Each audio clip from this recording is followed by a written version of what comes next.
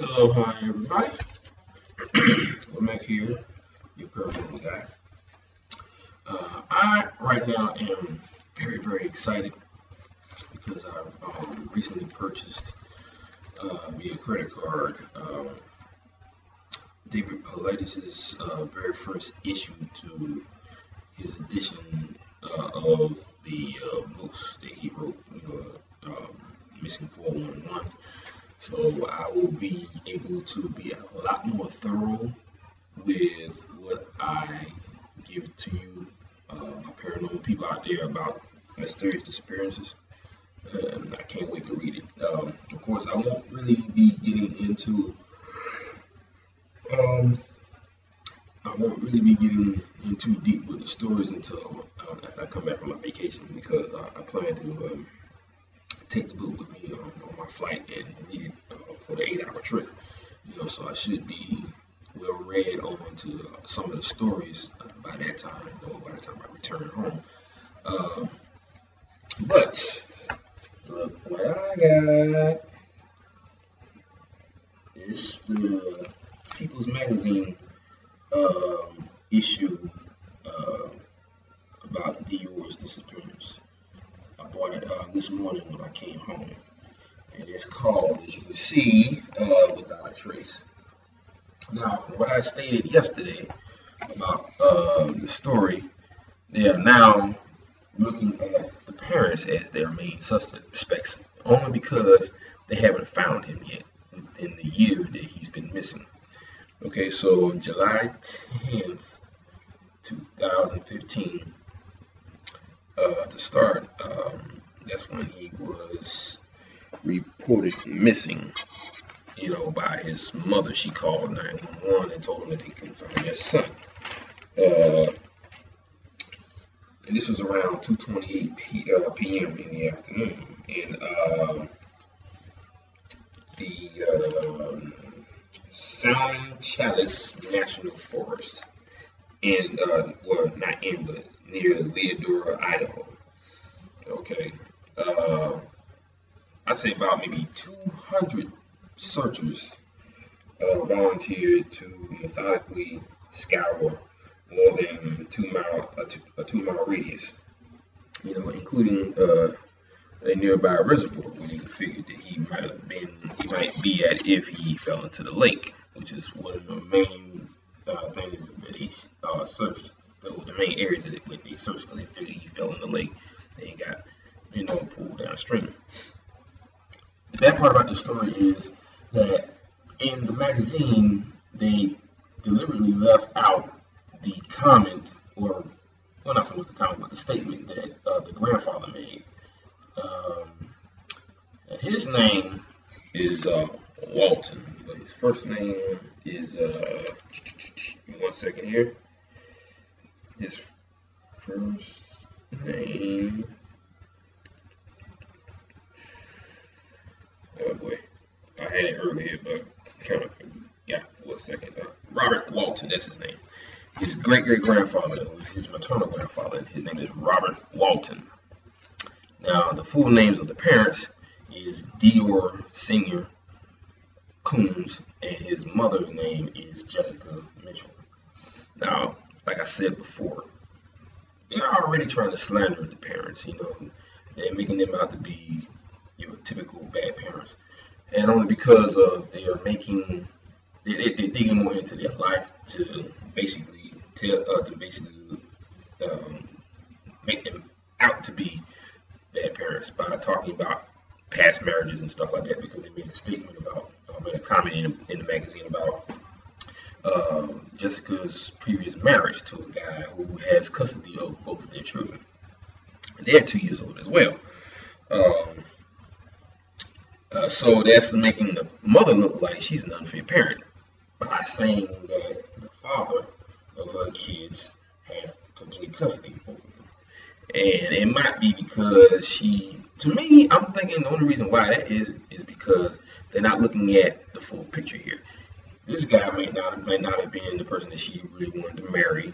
He probably turned out to be a complete asshole, so she divorced him, and she started dating DeOrr. Okay, So therefore, she might have cheated on him, but they didn't say that. So that could be the reason why he took complete custody over their children. But he could have been a bad husband at that point. Probably wasn't. But anyway, July 9th was around the time when they first DeOrr Kunz and his family, because he's got 2 other kids as well, that wasn't around the campsite where they went. But they all packed into his Dodge truck, and they went up into that camping area where the grandfather stays at, with his friend, the guy who they say is an ex-con. His name is Isaac Rainward, Rainward or something like that.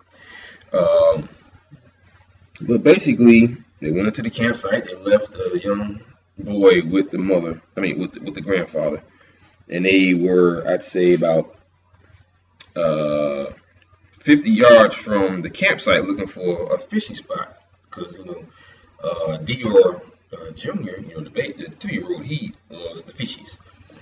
So that would be a good spot for him, because he likes to look at the fish, and everything. So they were, like I said before, nowhere near where he disappeared at. They even conveniently left out the statement that the grandfather gave to the press when they asked him what happened. His exact words were, "I turned my head for a second, and when I looked back, he vanished." Okay, just that simple. But like I said, they left that part out. They added what probably was said when DeOrr first got back to the campsite. And he said, "Where's DeOrr?" And he says, "I don't know." That's all they said in the statement. He probably said that after the fact, but to the press, that's what he told them. But like I said, they left that part out because to the mind of any person who doesn't look at the mysterious side of things will believe that someone took the child or somebody had something to do with his disappearance. They don't want to believe or say that he just vanished in the thin air. Okay, that's hard for people to compute at that point. Not for me, after hearing some of the stories that David Paulides has actually mentioned in his interviews, his past interviews. But mainly, like I said, DeOrr Kunz Sr. and Jessica Mitchell, they were both, 26. So they were both young parents. So DeOrr was their first child together. She already had children from before, so she, was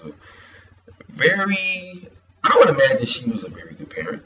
And I don't think that stating in the magazine article that her previous husband had custody of her other children, I don't think that's a good way to slander them, saying that, okay, that's going to make people think that she was a bad mother.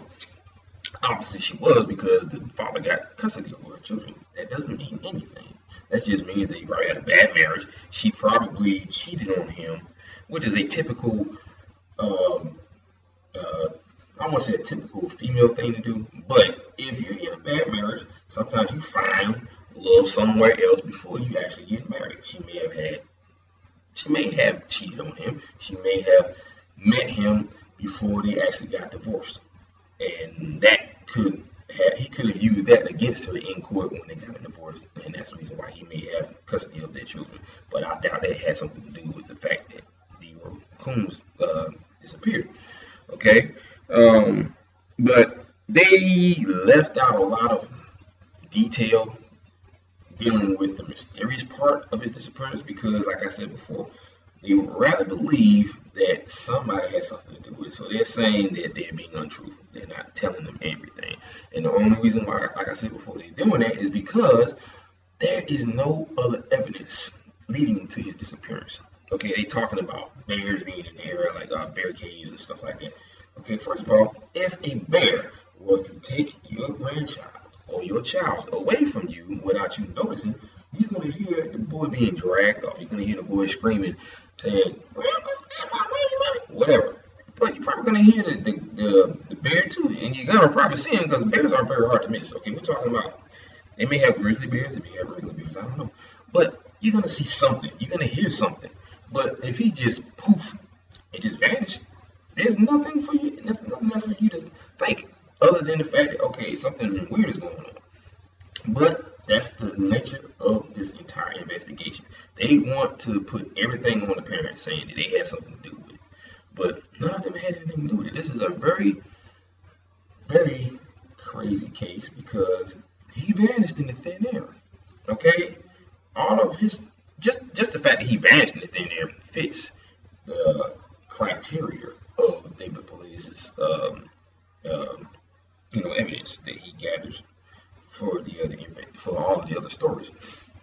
So your guess is as good as mine. I mean, I don't live near the forest. I would never go into the forest. David Paulides would say that he would never tell anyone not to because the forest, he loves going into the forest, but he is very careful about how he gets there. He always makes sure he carries a personal transponder locator so that he can be found by the satellites. He carries a firearm because he is also a 20-year or 28-year veteran police officer from California, and he also makes sure that he's always with someone, whether it be a group or maybe another person.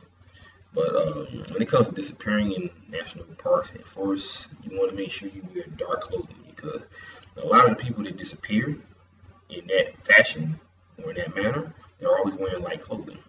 And there was a story from way back in the past where they said that people who wear light clothing in areas that they don't know is dangerous, as far as people disappearing, they are attracted to light clothing, and those are the ones that get taken.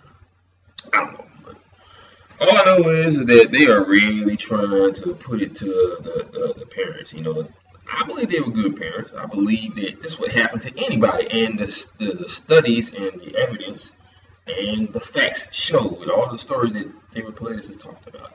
These are true blue people who lose their own families, like the Dennis Martin story from back in the early 50s.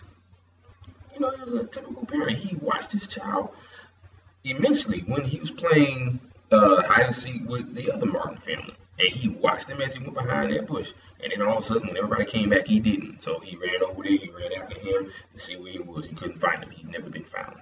Okay. But yeah, the DeOrr Kunz story is very crazy right now. And the parents are really going to get stuck to by the police. Just the fact that they're trying to slander them with everything, digging into their life to see what makes them the kind of parents that they are, by talking about how they were, how things were a little rocky with the Kunz family and Jessica, because she wanted to go up there a lot sooner than DeOrr wanted to. So they slept in their truck for the first night, which was on July 9th. And after that, that's when they went into the campsite, with them. And during that day, that's when, like I said, they separated, tried to find a good fishing spot. And when they came back, 2:28 p.m., that's when they realized that he was gone. And that's when everything started at that point. But there was no evidence to state that he was being kidnapped. Okay, but yet all families say the same thing. I believe my son or daughter or family member was kidnapped. That's the first thing they think of, because the part when he just vanishes in the thin air and he's never found, or there was no evidence stating that someone grabbed him, is never a factor in any evidence that comes up about these people that disappeared. That's the bad part. So the next best thing is to say he was kidnapped. But humans are not wired to commit a crime like that with 100% accuracy. There's never any evidence at all when these people disappear. So I would rule out the fact that someone was kidnapped. They were kidnapped. They weren't kidnapped by a human. I know that, because the human is always going to leave evidence. That's just part of our nature. We leave evidence all the time. It could be a hair sample. It could be anything. It's something that came from the shoe that may be a part of DNA. I don't know. But we're just not wired to have 100% accuracy when it comes to these type of crimes. So it's something else. But I only got 10 minutes. That's all I got for right now. So I'll see you back again later. Oh, I'm a hollow in a wheel. Peace.